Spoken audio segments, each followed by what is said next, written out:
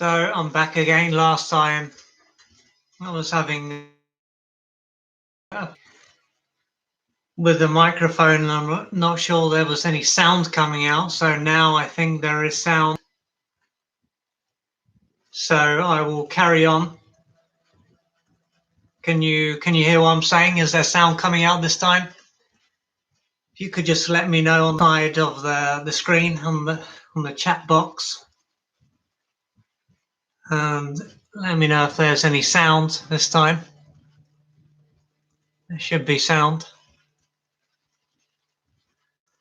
Let's see.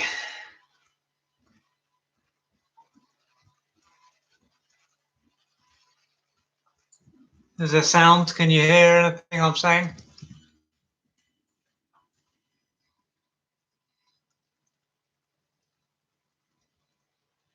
Is there sound?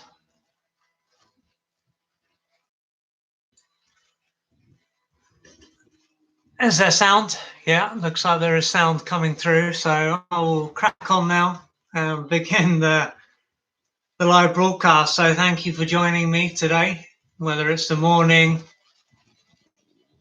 Thank you.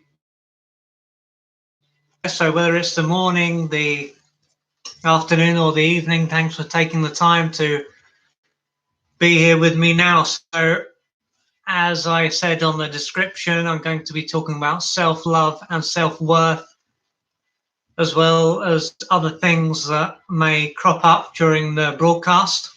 So, and I wanted to start off this broadcast with a quote that came up on a memory on Facebook. I think it's about 10 or 11 years ago that I shared this, and this is a quote from one of my first mentors, someone who continues to have a positive effect on my life.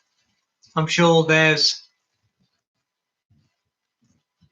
a number of people in your life that have impacted you over the years, and for me, this person is Dov Barron, someone who I started to be influenced by in 2006, and I've been on the path at this point for about 3 years, maybe. Yeah, I think about 3 years. So it was right in the beginning of my journey of self-discovery, and the quote is, "Aspire to greatness, for that is your true nature. Your value far outweighs your circumstances." And I think that is a good quote to begin the broadcast. So I'm sure you have got a rough idea about what I do, but if you haven't, I'm an author, writer, teacher, and consultant. Obviously a human being first, but those are the things that I often do. So one thing that I came across when I was writing an article the other day, and I think it must have had something to do with self-love, maybe not the whole article, but I touched upon self-love, and when I was looking for something on Google, there was an article that came up and it said how self-love got out of control. And this made me laugh because I thought, well, if anything, self-love hasn't got out of control. What has got out of control perhaps is narcissism, not self-love. I think the world would be a lot different if more people had true self-love. And there is, of course, a massive difference between someone having self-love and having a narcissistic personality disorder. This is, of course, a term that's thrown around a lot these days, so pretty much anyone can be described as a narcissist. Even if someone doesn't behave how we want, they can be described in that way. Of course, there are people who have got the disorder, and they are obviously very different to someone who might display certain narcissistic traits from time to time. So to carry on in that, with this, Narcissism, of course, comes down to an inflated false self. And when it comes to this false self, this is a defense against, doesn't have a true grounded sense of self-love. They don't feel comfortable in their own skin. They've got this inflated false self that they need to constantly keep inflated through getting their narcissistic supply. And this is how they allow themselves to feel good, because without this, they would end up falling deep down into no self-love whatsoever. And because someone like this is basically an empty vessel, they can't source the approval, acceptance, love, and affirmation that they need to feel good about themselves. So because of that, they are dependent. Just said that my connection wasn't very good, so I'll go over what I just said. Someone like this is an empty vessel, and because of this, they source the love, the approval, the acceptance, the affirmation that they need from within, which is why they need this endless narcissistic supply. I mean, every human being, no matter how healthy we are, we will appreciate approval and acceptance. But the healthy human being is not going to be dependent on this, because they will source a lot of it from within. So if someone isn't there to say you're great or you're doing fine, they can supply themselves with that feedback from the inside. That is what self-love and self-worth is all about. And when it comes down to why someone would have this narcissistic personality disorder, it's likely because they didn't receive what they needed during their early years. So this could have been a time when they were neglected or pampered, but either way, it wouldn't have been possible for them to receive what they needed to receive. And so while someone who has a narcissistic personality disorder will have, this will be a defense. It will also be a sign that they are developmentally stunted. And because as an adult, someone like this can need to be the center of attention. And this is, of course, how a child would need to be. A child would need to be the center of attention, because if it wasn't, it wouldn't last for very long. So a lot of these adult dysfunctional ways of behaving were normal as a child, but they simply didn't get what they needed to grow out of that stage. So this is why this disorder can be seen as a defense and a lack of growth. And when I was reading a book by Anthony Storr, it's called The Feet of Clay, he was saying in there that a child is basically a megalomaniac. And of course, some adults are like this too. But again, it comes down to they didn't receive what they needed to grow out of this stage. And James Masterson, the guy who wrote The Search for the Real Self,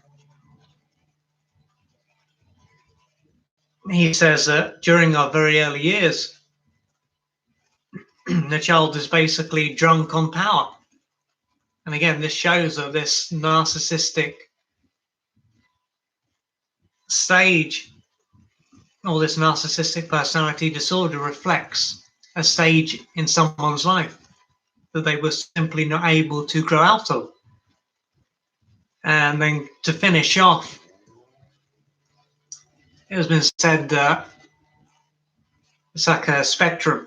So some people can be extremely narcissistic, some people can have no narcissism, but to be a healthy human being, we need a bit of it, because if we don't have any of it, then someone will basically be a doormat and they won't believe that they deserve anything. So again, it's not a case of getting rid of it, it's a case of having a healthy amount.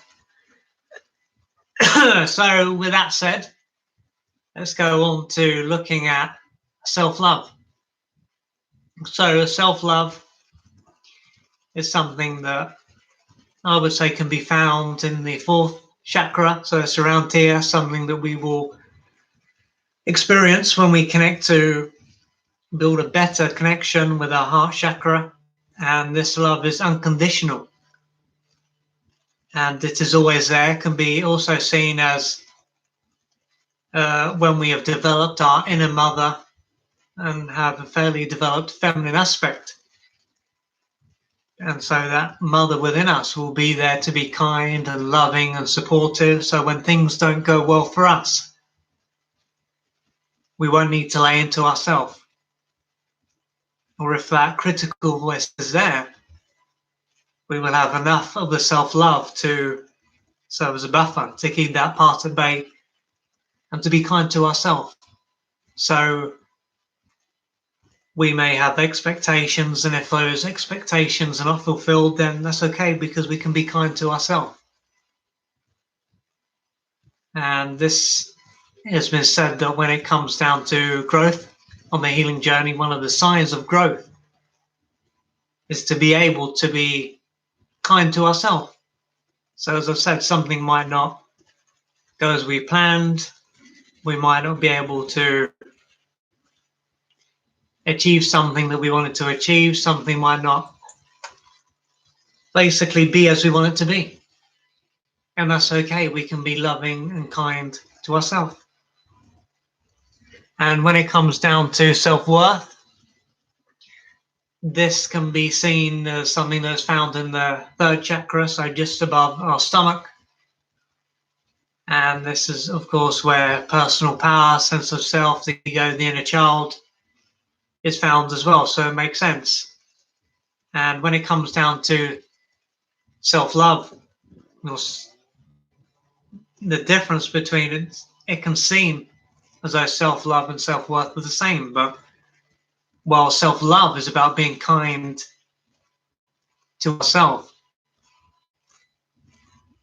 self-worth is about knowing that we deserve to be treated well, we deserve good things, and we are worthy of life and being here and living a good life.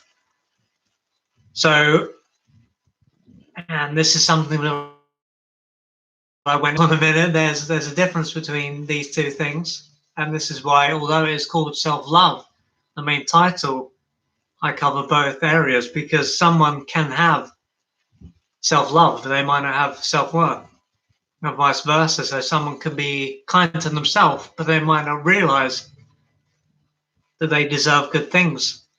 And someone can realize that they deserve good things, so they can be very good at manifesting, let's say, money or success, but at the same time they might not be particularly very kind to themselves. So there is a distinction between the two. And when it comes down to our self-worth, this is something that is inherent, so it can't be taken away. It doesn't matter how other people treat us or respond to us. It is not something that can be taken from us. And I remember watching a video, and there was this analogy of, I think it was a $20 bill or something like that. And the guy on the stage started jumping up and down on this money. And he said to the audience, "How much is it worth now?" So he picked it up and said, "How much is it worth now?" And they said, $20. And then he put it, and the connection is, this is what it's like with us. We may have been treated badly, even spat on and walked over in our life, but it doesn't change the fact that our value cannot be changed or taken away, because our value is inherent. You saw again that my connection has had poor connection, so I'll go over that again.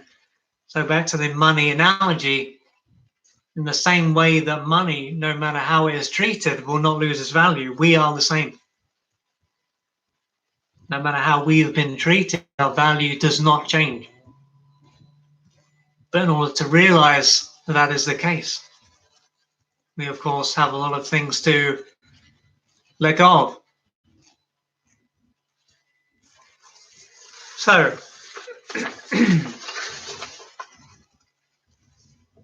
and just have a drink here.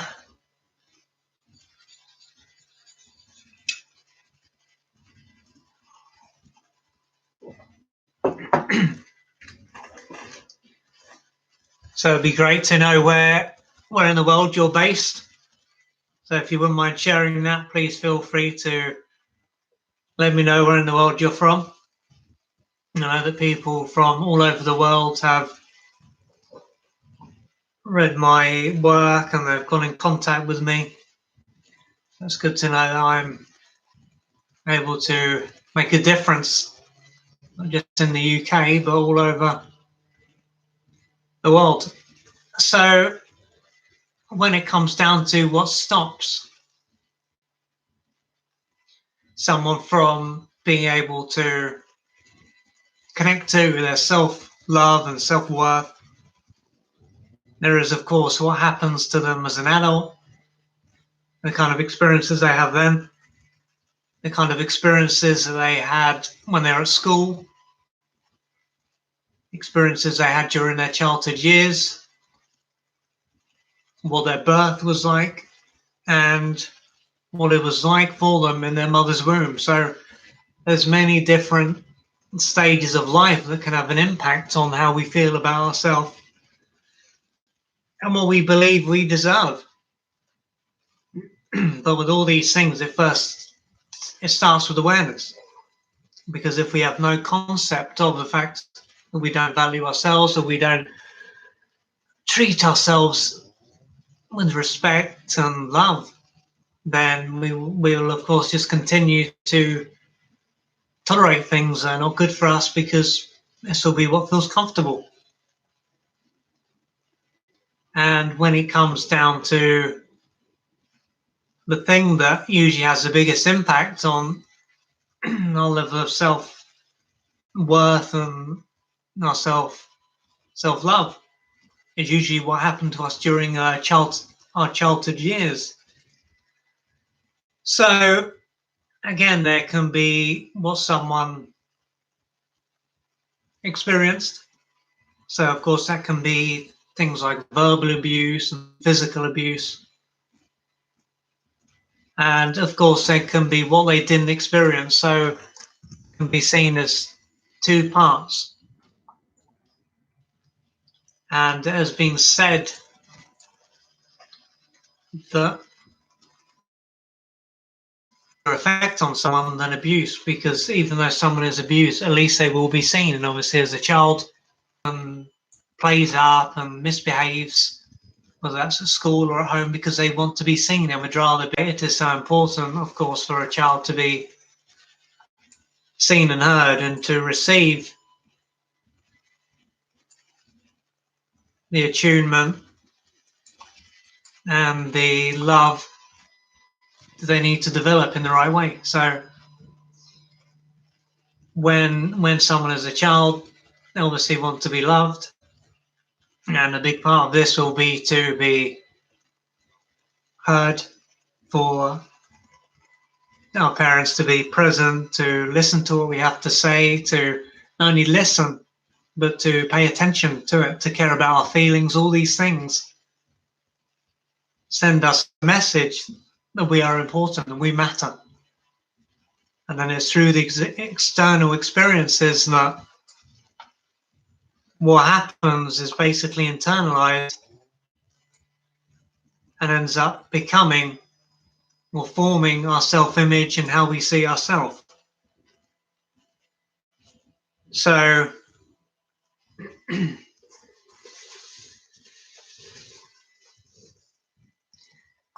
so when it comes down to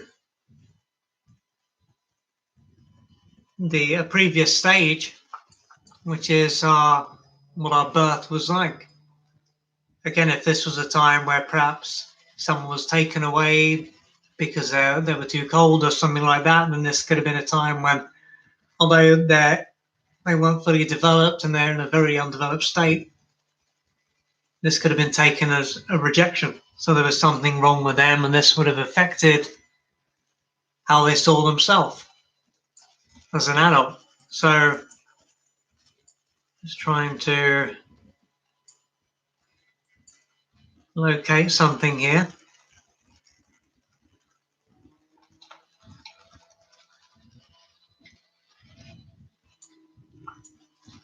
Okay, and then when it comes down to the birth, I mean, again, this is something that is often overlooked. It's usually just seen as childhood, but if someone's time in the womb wasn't very harmonious, let's say, because even though as a child, let's say you would have been undeveloped and you wouldn't have been able to work out what was going on, how your mother felt, you would have absorbed and picked up.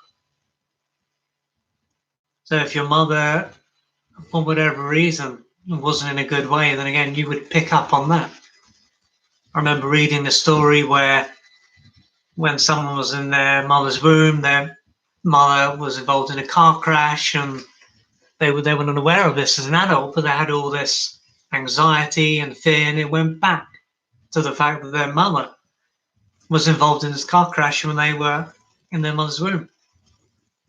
And this other story where someone was born too soon, and they had this sense, always had this sense that they were never ready. They were never ready for anything. And they went down to their early experience. So these things can be very easy to overlook. But as time has passed, more and more people are becoming aware of these early experiences and how it's not just what happens to us when we're children, because this, for someone, it could have been fine. They could say, well, this was fine, but I have this issue and that issue. And of course, there can always be the case of our mind blocks out painful experiences. So as an adult, we don't remember, and we could think, my childhood was fine, so it's got nothing to do with that. I've just got, this, for example, just got this anxiety or this fear, but, I don't know why that is.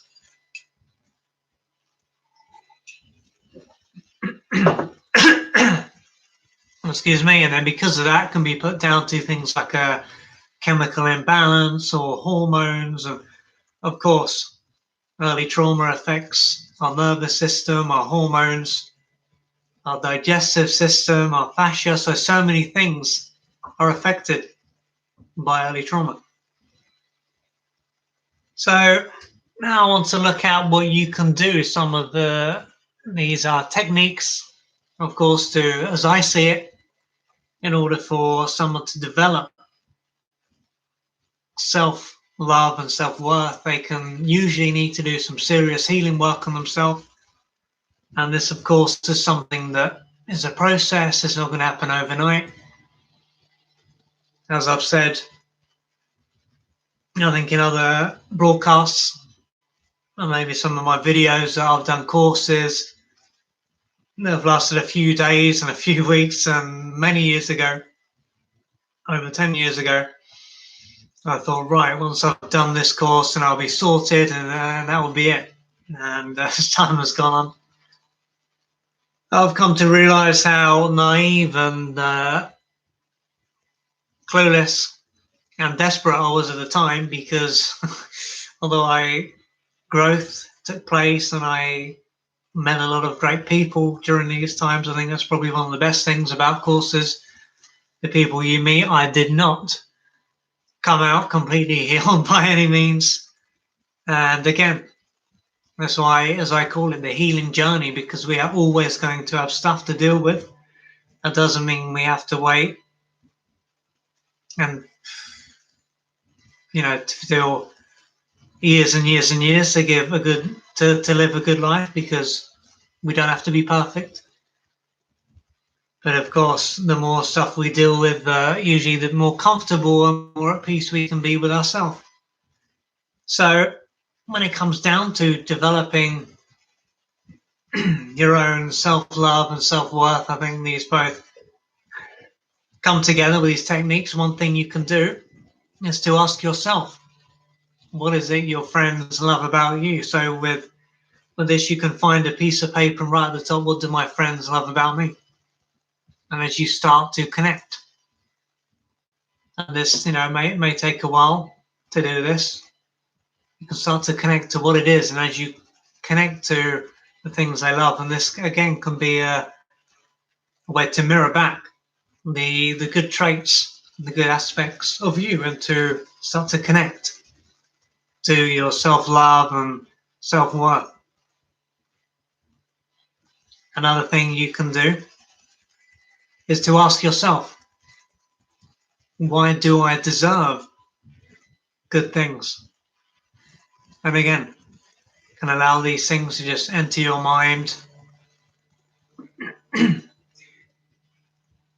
For example, you could do this, and what could come up is because I treat people well, because I make a difference, because I'm kind, whatever it is.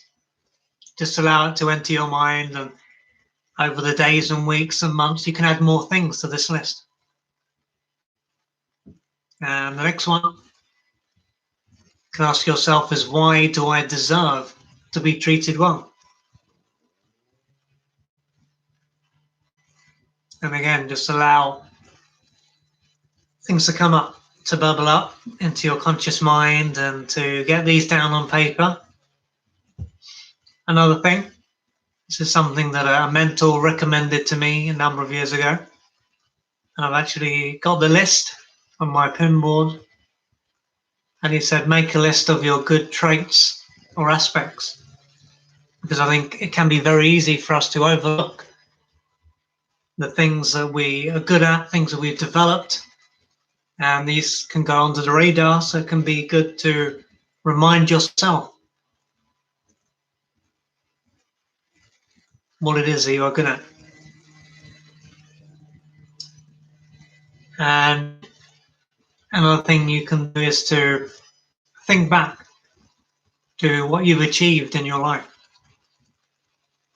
These things might be small, may even seem insignificant, but through tapping into what you've achieved, this can slightly different, but this can fill you with self-belief. You've achieved this, you've achieved that. And again, your mind may try to minimize or dismiss, it wasn't that big, it wasn't that important. But through tapping into that, this can fill you with belief. And of course, when it comes down to any area of your life that you want to improve or change, having self-belief is vital. Another thing that you can do is to imagine that you are a friend or a family member who loves you and appreciates you, and to think about how they see you. So you pretend that you are one of these people, and to see what comes up.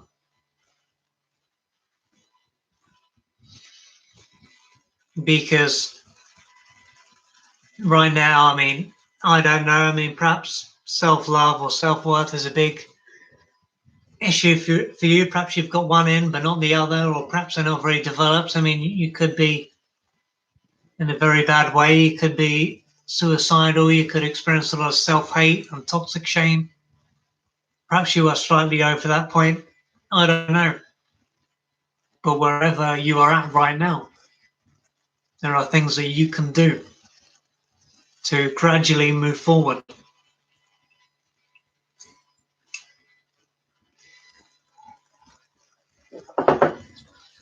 And as I've said in my own video about my story of my journey from self-hate to self-love, I started in a very low position, but through working through many layers of pain and receiving the support of different healers and mentors and supportive friends.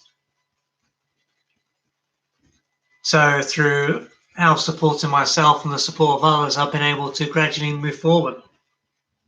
And as I say in the video, it doesn't mean that I'm on cloud nine all the time, isn't life great all the time and I'm feeling terrific.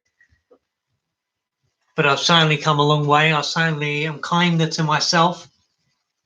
And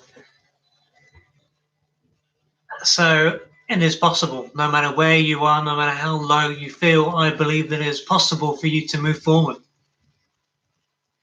to get to a place where you do treat yourself with love and realize that you deserve to be here to experience good things. And something I was thinking about when I was out running a few weeks ago is that when someone doesn't value themselves for whatever reason, and they question deep down whether they are worthy of life and worthy of being here, and of course, whether they believe they are worthy or not, it is possible for them to breathe. They take in air, they let go, they are receiving life.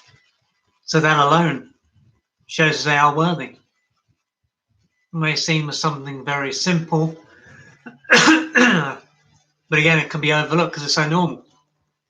But the fact is, if they were not worthy, if you or anyone else was not worthy of life and you believe that, then you wouldn't be able to breathe in air. The fact you can breathe in air shows that you are worthy of life. And what I was thinking about the other day was that if you were to plant a tree in your garden, or you were to come across one in a field somewhere, and this, let's say it's an apple tree or something that produces fruit that you can eat. So going with the first example, if you were to plant this in your garden, sure, you might need to expend some effort, but once the fruit is grown, it's yours to eat. There's nothing you needed really, no struggle, no strain, it's yours to eat. And I think when it comes down to life, there are times when, of course, we need to, as Stuart Wilde, Stewie, as he was known by us, says in his book, life was never meant to be a struggle. There may be effort. But when there's struggle, it usually shows that something is not right.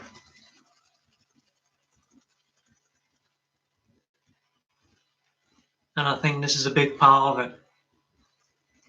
Realizing through doing the work that you are worthy of all that life has to offer. You may need to put in a fair amount of effort to achieve some things and not as much for other things. But you are worthy of whatever it is that you desire. So please keep that in mind. If you forget everything else, please realize that you are worthy of life and what life has to offer. So when it comes down to, let's have another drink here.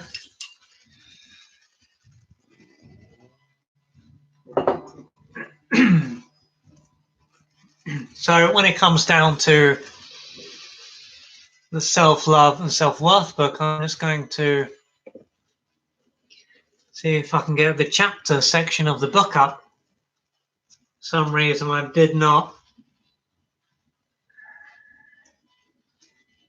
make a copy of that section, so I haven't got that on my notes, unfortunately, but hopefully I can find it another way. See, okay, good. So when it comes down to the book that I put together on self-love and self-worth, like all the other how-to guides that I have created, my intention is always to create a how-to guide that you can use.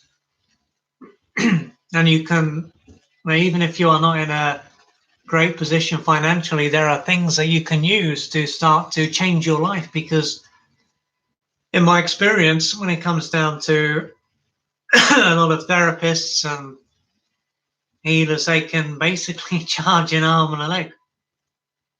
So you can, it's almost like, in America, you either need to have very good insurance, or you need to be close to a millionaire to afford to have therapy. It can be like hundreds of pounds an hour. Some people are charging, and that's fair enough. They have a right to charge whatever they want. But in my experience, if someone is not in a good way, very often they just simply haven't got the money to be spending all this money on therapy.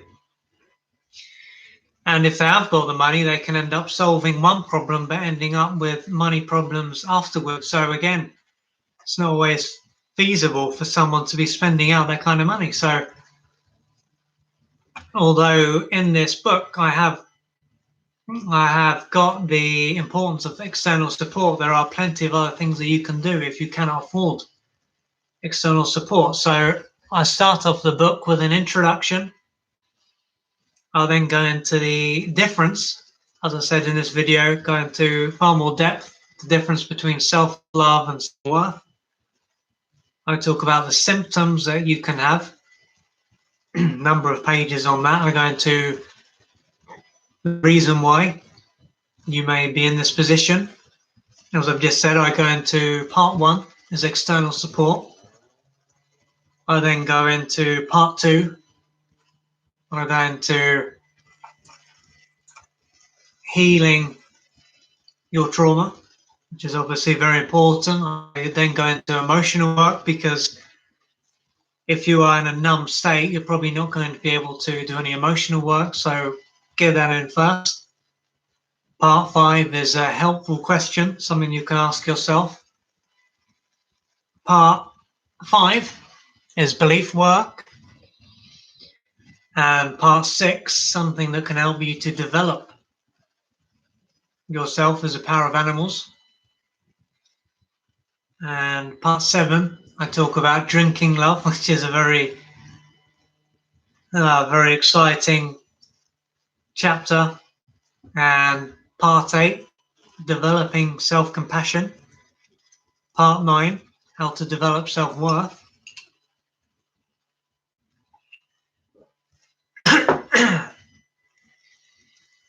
Part 10, the importance of forgiveness, and it's probably not the kind of forgiveness that you think it is. Part 11, talk about planting seeds. And part 12, the importance I go into of journaling. So there are many different steps there to help you in developing self-love and self-worth. So if you are looking to develop these things, then I would highly recommend this how-to guide. And this is available on Amazon, wherever you are. So you can find it there. It's called Self-Love, How to Develop Self-Love and Self-Worth. And the description on the back of the book goes as follows. Do you find it hard to feel good about yourself? Are you unable to accept that you deserve good things? Do you often feel worthless?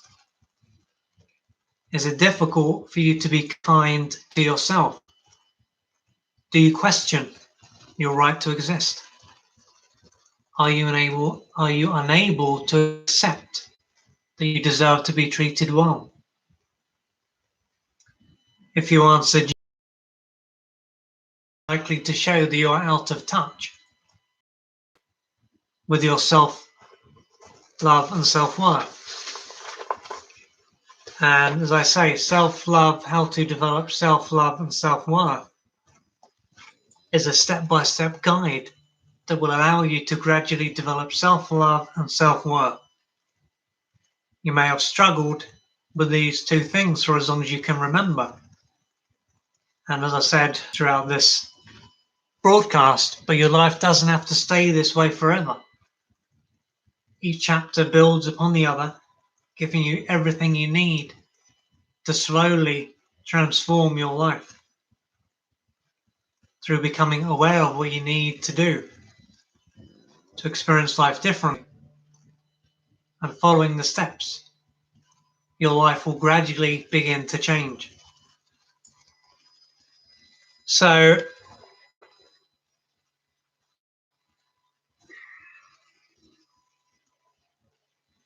as I said, this is not something that is going to change your life. And of course, if you just read the book and don't apply it, then your life is not going to change. So it's all about the application of what is in the book. As they say, knowledge is power. And that could be seen as half-truth, because knowledge without the application is, of course, useless. I mean, we all know lots of things. I was reading in this group the other day about why is it so many people are unhealthy when we know how important it is to eat healthy and exercise. And of course, because knowing something is one thing, doing something is another. For many years, I had this poster from Bruce Lee, and it was something like, knowing is not enough, we must do. Willing is not enough, we must apply. Something like that. I think that's the correct one. So it's all about the application of the information. So to round off now, just to go over my services. So I offer personalized consultations, and this will be a time when I will listen and pay attention to what is going on in your life and give you my presence and my insight as to what I think you can do to move forward. Another thing I offer is inner child guidance. So if you are doing inner child work and you're unsure or could do with some support there, I can assist you with that. Another thing that I offer is book writing guidance. So if you're looking to write a book, I will provide you with support there. I will not be telling you what to write, because that is not for me to do. But after having written 23 books now, I have a fairly good idea about how to put a book together. And because I know that it can be easy to put things off and to not get past the first step, to not make an idea into a reality. And if you've got an idea for a book, then it's going to be important for you to make that vision into reality. And something that I'm now offering as well is something called the Healing Journey Members Area. And this is where I'm offering courses and live question and answer sessions. And there's 3 different options there. So if that interests you, you can go to healingjourneymembers.co.uk, and along with the how-to guide on self-love and self-worth, I've also created a number of different how-to guides now. How-to guide on how to develop self-awareness, one on how to find your purpose, one on how to deal with your anxiety, one on how to get over a breakup, one on how to heal your fear of abandonment. And in the future, there'll be another one on how to heal from child abuse and neglect. And I've got a few more as well to come out. So plenty more how-to guides to come out in the future. So that is it from me today. So I'm now going to sign off, and thank you for taking the time to join me. I hope you have found this broadcast useful, and that you remember that you are worthy of living a good life. So please do what you need to do to make that into reality. And if you've got any questions now, any feedback, please feel free to send me your questions or comments on the side. And if there is a question or questions, and I will answer them, do my best to answer them. Let's just wait a few minutes now, give you the chance to send anything over.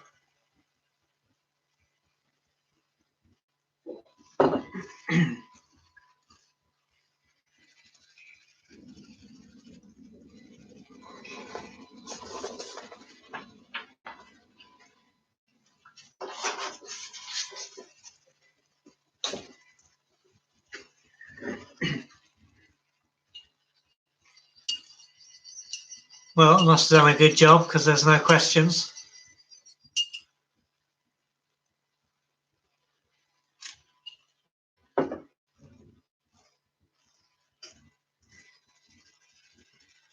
But what I will say is that, as you can see, and I mentioned this in a video that I did on the book. Let's get this out of the light. I went with the green because it's the color of the heart chakra, so self-love. And the gold, yellow is the third chakra, self-worth, so gold matches up with that. And to me, it worked. So that was an obvious choice. I can see I've got a question here. Here we go. So how can we meet our unmet childhood needs? Great question. Well, the truth is they can't be met. And basically, it works this way. So when we're children, we have real needs. So we have the need to be loved, accepted, approved of, and many other things, to be affirmed, to be seen and heard. And what happens is, when someone does experience a childhood where there's a lot of deprivation, the years go by, and of course these needs stay there. So then they are an adult with adult needs, but they also have all these unmet childhood needs. And although when they were children, these needs would have been real needs. Now that they are an adult, these needs are false needs. No other adult can meet them. And this is because, let's say, for example, as an adult, because they were not loved as a child, they have a strong need now to be loved.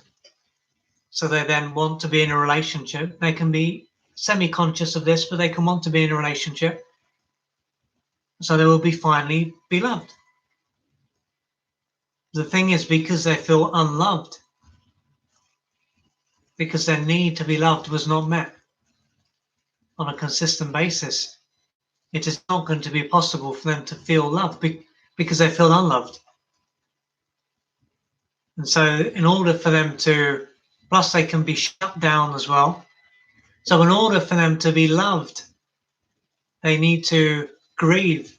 So coming back to your question here, King David, they need to grieve their unmet childhood needs. Their adult self needs to get in touch with this need and to basically cry the pain out. And through doing this, they will be able to, as I said, when it comes to the narcissist who's got the disorder, they can't source love from within. So through grieving these needs, it will then be possible for someone to source love from the inside, to open up. And then through doing this, not only will they be able to receive love, be so needy, so desperate, they will also be able to give love. They will have more to give. They will be like a fountain that's overflowing with love. And through giving so much love, they will find that love comes back to them. And this is because when we need something and want something, we are unlikely to get it because we are in the resonance. We're sending out the vibration of not having. And this is why they say the rich get richer, the poor get poorer. Those that have will have more. And those that don't have will have what they do have taken away from them. And this comes down to the resonance. So it's simply about what was the real need as a child, becomes a false need as an adult, and these needs need to be processed, because of course someone can try to get them met, but another person can't fulfill them because another person is not an adult, is not our parent. And this is something I wrote about the other day, actually, false needs. So if you go to my main writing website, transformationalwriting.co.uk, and go to latest articles and go down to false needs, I think I wrote at the beginning of the week or last week, you will find this article there. And this comes down to inner child work, and I go into how to do this in my how-to guide on how to heal the inner child. So I hope that's answered your question, David. If you've got another question, feel free to send any more over. I hope that's answered your question.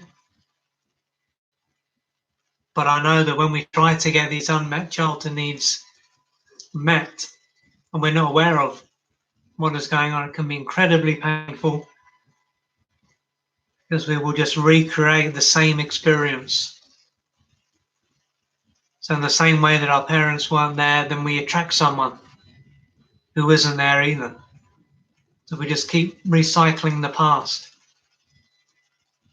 That's why they say the past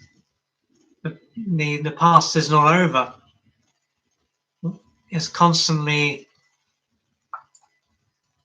having an effect on our present and our future, because time is an illusion. There is only now. So what we experience as a child, the pain we experience is in our body, and this means it's here now. Doesn't matter how many years pass, that pain is with us now. And this is why until we get in there and start to work through it, we will continue to repeat our past. So the people in our life will look different, but the situations and circumstances of our life will be the same. It will be the same again and again and again and again. And a bit like Groundhog Day, the film with Bill Murray, same thing. Same, as I say, same shit, different day. Until we start to work through that pain, and then we can actually begin to experience a new reality. And this is why, as they say, that it is a new year, but we are bringing our stuff with us. So it might be a new year, but of course, unless we start to deal with our issues, then nothing is going to be new. So I'm glad, David, that has assisted you. And just going past 50 minutes now, so I'm now going to sign off, and thank you for joining me today, and everyone that is here now, and those that will watch this later on. Thank you for watching this, and I hope this has assisted you on your journey. And if there's anything I can do, please get in touch, and I'll be there to serve you on your journey. So thanks a lot, and I will talk to you again soon. Have a great day, great afternoon, great evening, and take care, and talk to you later.